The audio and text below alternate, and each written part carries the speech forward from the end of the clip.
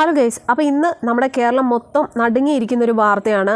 അമ്പലപ്പുഴയിൽ നടന്ന ആ ഒരു സ്ത്രീ, അതായത് 48 വയസ്സുള്ള വിജയലക്ഷ്മി എന്ന് പറയുന്ന ആ ഒരു സ്ത്രീയെ അതിക്രൂരമായി കൊന്ന് കുഴിച്ചു മൂടിയ ഒരു വാർത്ത ഇന്ന് നമ്മുടെ എന്താ പറയുക ന്യൂസ് ചാനലുകളിൽ മൊത്തം നിറഞ്ഞു നിൽക്കുന്ന ഒരു വാർത്തയായിരുന്നു. വിജയലക്ഷ്മി എന്നാണ് അവരുടെ പേര്.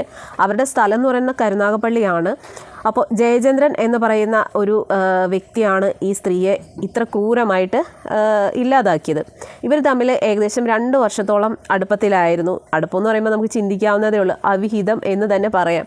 അപ്പോൾ അവിഹിതത്തിൽ ഇവർ ഭയങ്കര സ്നേഹവും കാര്യങ്ങളൊക്കെ ആയിരുന്നു. ഇയാൾക്ക് എന്താ പരിപാടി എന്ന് വെച്ച് കഴിഞ്ഞാൽ മീൻ പിടിക്കാൻ പോകുന്ന ഒരു മത്സ്യത്തൊഴിലാളിയാണ്. അപ്പോൾ അങ്ങനെ ഇവർ തമ്മിൽ ഏതോ ഹാർബറിൽ വെച്ചിട്ടുള്ള പരിചയമാണ്. ഇയാൾ മീൻ പിടിക്കാൻ പോകുന്ന ആയതുകൊണ്ട് തന്നെ ഈ സ്ത്രീ മീൻ എടുക്കാൻ വേണ്ടിയിട്ട് ഹാർബറിൽ പോകുമായിരുന്നു. അങ്ങനെ കണ്ടിട്ടുള്ള അടുപ്പാണ്. അപ്പോൾ 2 വർഷത്തോളം ഇവർ അടുപ്പത്തിലാണ്. ഈ ഒരു സംഭവം ഈ ജയചന്ദ്രൻ്റെ ഭാര്യയ്ക്ക് അറിയാമായിരുന്നു. അപ്പോൾ ഈ ഭാര്യനെ ഒന്ന് ആലോചിച്ച് നോക്കണം. സ്വന്തം ഭർത്താവിന് ഇങ്ങനെ ഒരു അവിഹിതം ഉണ്ടെന്ന് അറിഞ്ഞിട്ടും അതിനെ എതിർക്കാതെ എന്താ പറയുക ഒരു സപ്പോർട്ടായിട്ട് നിന്നൊരു ഭാര്യയാണെന്ന് വേണമെങ്കിൽ പറയാം. അപ്പോൾ ഈ സ്ത്രീയിൽ നിന്നും എന്തൊക്കെയോ സാമ്പത്തികമായിട്ടുള്ള സഹായങ്ങളൊക്കെ ഇയാൾക്ക് കിട്ടിയിട്ടുണ്ട്. അപ്പോൾ അവരുടെ സ്വർണ്ണമോ പണമോ എന്തൊക്കെയോ ഇയാൾ വാങ്ങിയിട്ടുണ്ടായിരുന്നു. അപ്പോൾ അങ്ങനെ ഇവർ അടുപ്പത്തിലായിരുന്നു. അപ്പോൾ ഈ ജയചന്ദ്രൻ്റെ ഭാര്യ ഒരു വീട്ടുപണിക്ക് നിൽക്കുമായിരുന്നു. അപ്പോൾ അവർ എല്ലാ ദിവസവും വീട്ടിലുണ്ടാവില്ല. അപ്പോൾ അങ്ങനെ അവർ വീട്ടുപണിക്ക് പോയി. മകൻ ഏതോ ബന്ധുവിൻ്റെ വീട്ടിലായിരുന്നു. ആ ഒരു സമയത്താണ് ഈ വിജയലക്ഷ്മിയെ ഇയാൾ സ്വന്തം വീട്ടിലേക്ക് കൊണ്ടുവന്ന് ഇവർ അങ്ങനെ സ്നേഹത്തിലൊക്കെ ഇരിക്കുന്ന സമയത്ത് രാത്രി ഒരു 1 മണിയായപ്പോൾ ഈ വിജയലക്ഷ്മിയുടെ ഫോണിലേക്ക് ഒരു കോൾ വരികയാണ്. അതായത് വേറെ ഏതോ ഒരുത്തൻ ഫോണിലേക്ക് വിളിച്ചു. അപ്പോൾ അത് കണ്ടപ്പോൾ ഇയാൾക്ക് അങ്ങോട്ട് ദേഷ്യം വന്നു. അപ്പോൾ അത് ചോദ്യവും പറച്ചിലൊക്കെ അങ്ങനെ വഴക്കായി. അപ്പോൾ ഇയാൾക്ക് ദേഷ്യം വന്നപ്പോൾ ഇയാളെ പിടിച്ച് ഇവരെ തള്ളിയപ്പോൾ ഇവർ ചെന്ന് കട്ടിലേലോട്ടോ വീണു ഇവരുടെ തല ചെന്നിടിച്ചു. അപ്പോൾ ഇവരുടെ ബോധം പോയി.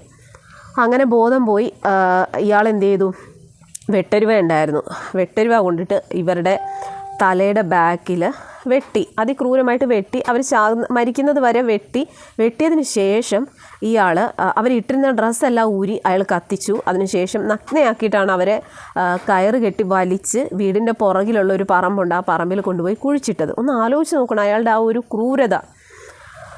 അതിനുശേഷം ഇയാൾ പിറ്റേ ദിവസമായപ്പോഴത്തേക്കും ഈ കുഴിച്ചിട്ട് ആ ഭാഗത്ത് പട്ടി വന്ന് ഇങ്ങനെ മാന്തി ചെയ്തു. പിന്നെ അയാൾ എന്ത് ചെയ്തു, സിമൻറ്റും എല്ലാം ഒക്കെ എടുത്തിട്ട് അവിടെ അങ്ങോട്ട് കോൺക്രീറ്റ് ചെയ്തു.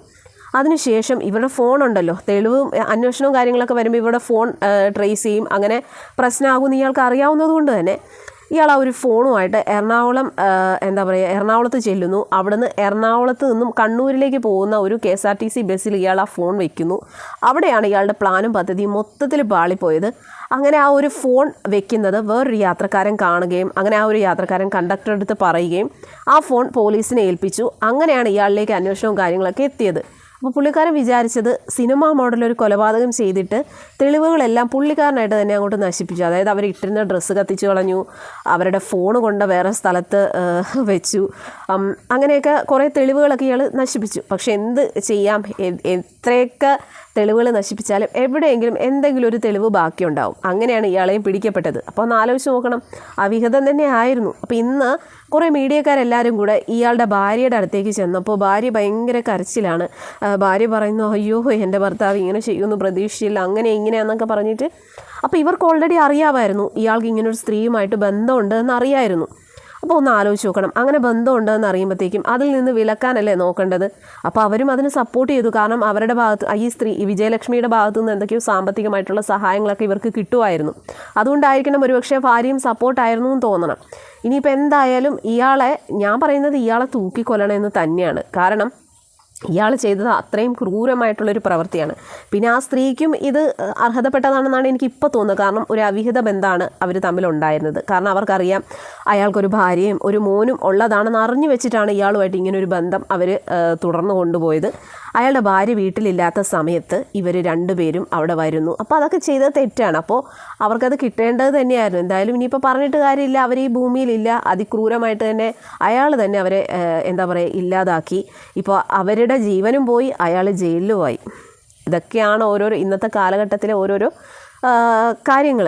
അപ്പോൾ നമ്മളെല്ലാവരും ആരെയും കണ്ണടച്ച് വിശ്വസിക്കാതിരിക്കുക. ഇപ്പം നമ്മൾ കാണുന്ന ആൾക്കാരെ, നമ്മളിപ്പോൾ പുറമേ നിന്ന് കാണുന്ന ഒരാളെ കാണുമ്പോൾ അയാളൊരു സാധാരണക്കാരനാണെന്ന് നമ്മൾ വിചാരിക്കുന്നു. ഇപ്പോൾ ഈ കൊല ചെയ്ത ജയചന്ദ്രൻ എന്ന് പറയുന്ന ഒരു വ്യക്തിയും ഒരു സാധാരണക്കാരനായിട്ടുള്ള മനുഷ്യനാണ്. അയാളൊരു മത്സ്യത്തൊഴിലാളിയാണ്. അയാൾ എന്താ പറയുക, അവിടെയുള്ള നാട്ടുകാർ പറയുന്നുണ്ട് അധികം അങ്ങനെ ആരോടും സംസാരിക്കാറൊന്നും ഇല്ലാത്തൊരു മനുഷ്യനാണ്. പുള്ളി ജോലി കാര്യങ്ങളൊക്കെ ആയിട്ട് നടക്കുന്നു. സാധാരണക്കാരനായിട്ടുള്ളൊരു മനുഷ്യൻ.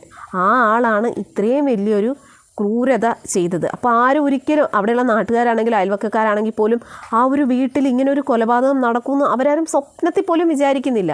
അപ്പോൾ ഇന്ന് ആ ഒരു നാട്ടിലുള്ള ആൾക്കാരെല്ലാം ആകെ ഒരു ഭീതിയിലായിപ്പോയി. കാരണം ഈ ആളിങ്ങനെ, അതായത് ഈ ജയചന്ദ്രൻ എന്ന് പറയുന്ന ഒരാൾ ഒരു സ്ത്രീയെ വിളിച്ച് വീട്ടിൽ കൊണ്ടുവന്നു, അവരെ അതിക്രൂരമായി കൊന്ന് അത് അവരുടെ വീടിന് പുറകിൽ തന്നെയുള്ള ആ ഒരു പറമ്പിൽ കുഴിച്ചിട്ടിട്ട് അത് കോൺക്രീറ്റ് ചെയ്തിട്ട് ഇത്രയും ദിവസമായി. നവംബർ 6-ാം തീയതിയോ 7-ാം തീയതിയാണ് ഇയാൾ ഈ കൊലപാതകം ചെയ്തത്. എന്നിട്ട് ഇന്നിപ്പോൾ 19-ാം തീയതിയാണ്. ഇന്നാണ് ഈ ഒരു കേസ് അന്വേഷണം എന്താ പറയുക, അയാൾ ആ ഒരു അന്വേഷണത്തിൽ കുറ്റസമ്മതം നടത്തിയതും ആ ഒരു സ്ത്രീയുടെ ഡെഡ് ബോഡിയും കാര്യങ്ങളൊക്കെ എവിടെയാണെന്ന് പറഞ്ഞതും. അപ്പോൾ സത്യം പറഞ്ഞാൽ അവിടെയുള്ള നാട്ടുകാർ വരെ ഞെട്ടിപ്പോയെന്ന് വേണം പറയാനായിട്ട്. അപ്പോൾ ദയവ് ചെയ്ത് ആരെയും വിശ്വസിക്കാതിരിക്കുക. കാരണം പ്രത്യേകിച്ച് ഈ പാവങ്ങളെ പോലെ നടക്കുന്ന, അല്ലെങ്കിൽ പാവങ്ങളെ പോലെ സാധാരണക്കാരനെ പോലെയൊക്കെ നടക്കുന്നവരുടെ മനസ്സിലൊക്കെ ആയിരിക്കും കൊടും ക്രൂരത നിറഞ്ഞൊരു സ്വഭാവം ഉള്ളത്. അതിന് ഉദാഹരണമാണ് ഇപ്പോൾ ഇയാളുടെ ഈ ഒരു സ്വഭാവം. പിന്നെ ആ ഒരു സ്ത്രീ, ഈ വിജയലക്ഷ്മി എന്ന് പറയുന്നവർക്ക് 48 വയസ്സുണ്ട്. അവർ ഓൾറെഡി കല്യാണം കഴിഞ്ഞിട്ട് വിവാഹബന്ധം വേർപെടുത്തിയൊക്കെ നിൽക്കുമായിരുന്നു. അപ്പോൾ അവരും ആളത്ര ശരിയല്ലാന്ന് തോന്നുന്നു. അല്ലാന്നുണ്ടെങ്കിൽ ഒരു ഭാര്യയും ഒരു മോനുമുള്ള ഒരാളുമായിട്ട് ഇങ്ങനെ ഒരു അവിഹിത ബന്ധത്തിന് അവർ ആവില്ലല്ലോ. അപ്പോൾ അവർക്കും ഇത് അർഹതപ്പെട്ടതായിരുന്നു.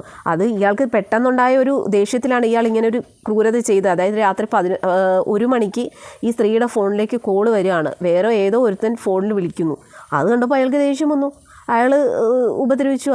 അയാളൊക്കെ എന്താ ചെയ്യേണ്ടത്? സത്യം പറഞ്ഞാൽ ഇവനൊന്നും ഒരു കാരണവശാലും ജയിലിൽ നിന്ന് പുറത്തിറക്കരുത്. ഇവനൊക്കെ കിട്ടാവുന്നതിൽ വെച്ച് ഏറ്റവും വലിയ ശിക്ഷ എന്ന് പറയുന്നത് തൂക്കുകയറ് തന്നെയാണ്. അതിൽ കുറഞ്ഞ ഒരു ശിക്ഷ അവനൊന്നും കൊടുക്കരുത്.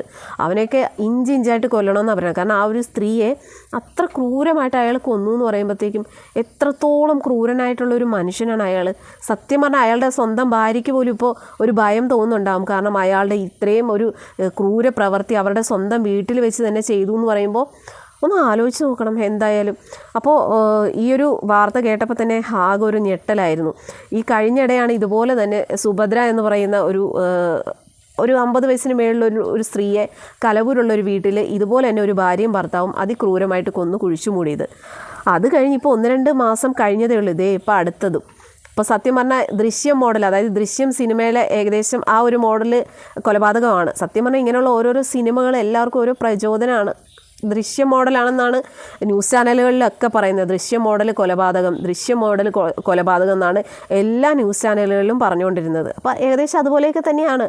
കൊന്നു കുഴിച്ചു മൂടിയിട്ട് കോൺക്രീറ്റ് ഇട്ട് എന്താ പറയുക മൂടി. അപ്പോൾ പുള്ളിക്കാരൻ വിചാരിച്ച പുള്ളി ഈ ചെയ്ത തെറ്റ്, അല്ലെങ്കിൽ പുള്ളി ഈ ചെയ്ത കൊല ഒരിക്കലും ആരും അറിയത്തില്ല എന്നാണ് പുള്ളി വിചാരിച്ചത്. പക്ഷേ പുള്ളിക്ക് തെറ്റിപ്പോയി. എന്തായാലും പുള്ളിയെ കൈയോടെ പിടിച്ചിട്ടുണ്ട്. ഇനിയിപ്പോൾ എന്തായാലും കൂടുതൽ തെളിവെടുപ്പും അതുപോലെ തന്നെ പുള്ളിയെ ഇതിലാരെങ്കിലും സഹായിച്ചിട്ടുണ്ടോ, എന്താണ് ഇതിൻ്റെ ഇങ്ങനെയൊക്കെ ചെയ്യാനുണ്ടായ കാരണം എന്നുള്ളതൊക്കെ വ്യക്തമായിട്ട് പോലീസുകാർ അന്വേഷിച്ച് കഴിയുമ്പോൾ നമുക്കറിയാം സത്യാവസ്ഥ എന്താണെന്നുള്ളതും ഇയാളെ ആരെങ്കിലുമൊക്കെ സഹായിച്ചിട്ടുണ്ടായിരുന്നോ എന്നുള്ളതും ഒക്കെ നമുക്ക് വഴിയെ തന്നെ അറിയാം.